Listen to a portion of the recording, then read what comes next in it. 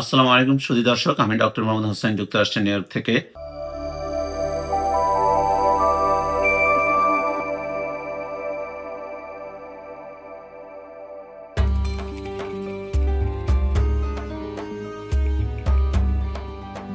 খেজুরের যেমন উপকারিতা আছে, এই খেজুরের আবার কিছুটা অপকারিতাও আছে। Anything excess is bad. যদি আমরা প্রচুর পরিমাণে সুগার, অনেকে অনেকগুলা খেজুর খায়।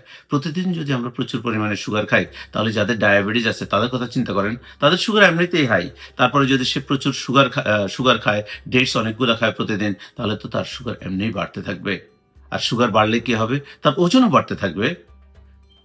সুগার আবার কি করে? আপনার গাট হেলথকে, স্টমাক ওয়ালকে, এটাতে বেশি পরিমাণে যেহেতু হাই ফাইবার থাকে, সেহেতু এটাকে লুজ করে দেবে। আপনার ব্লোটিং করতে পারে, অ্যাবডোমিনাল পেইন হতে পারে, ডায়রিয়া হতে পারে। তারপরে দেখুন, তাহলে কি বললাম? ওয়েট গেইন হতে পারে, ডাইজেস্টিভ ইস্যুতে প্রবলেম করতে পারে, ব্লাড সুগারকে বাড়িয়ে দিতে পারে। অনেকের অ্যালার্জিক রিঅ্যাকশন হতে পারে, যেমন যাদের সালফাইড অ্যালার্জি, সুগারে এক ধরনের সালফাইড থাকার কারণে তাদের অ্যালার্জির পরিমাণ বেড়ে যেতে পারে। তাহলে যাদের সালফাইড অ্যালার্জি, চেষ্টা করবেন খেজুরকে অ্যাভয়েড করুন। প্রচুর খায় আবার ব্রাশ করে না, তাহলে যারা অনেকগুলো খেজুর খায় আর ব্রাশ করে না, তাদের খেজুর যেহেতু স্টিকি, তাদের দাঁতের গোড়ালিগুলোতে ফাঁকে ফাঁকে খেজুরগুলা জমে থাকে এবং দাঁতকে ক্ষয় করে। তাহলে আপনি মনে রাখবেন, যারা বেশি খেজুর খান তারা অবশ্যই দাঁত মাজবেন, ভালো করে ক্লিন করবেন এবং দুবার অ্যাটলিস্ট দাঁতকে মাজার চেষ্টা করবেন। আদারওয়াইজ দাঁতের ক্ষতি হবে, দাঁত ডেকে হবে, দাঁত নষ্ট হয়ে যাওয়ার সম্ভাবনা থাকবে। আবার মনে রাখবেন, টেক হোম মেসেজ কি আজকে আপনি এটা মনে রাখবেন, যাদের কিডনি প্রবলেম, সুগার হাই, তারা খেজুরকে, ডেটসকে অ্যাভয়েড করবেন। কারণ কিডনি এমনিতেই আপনার পটাশিয়ামকে বের করতে পারে না শরীর থেকে।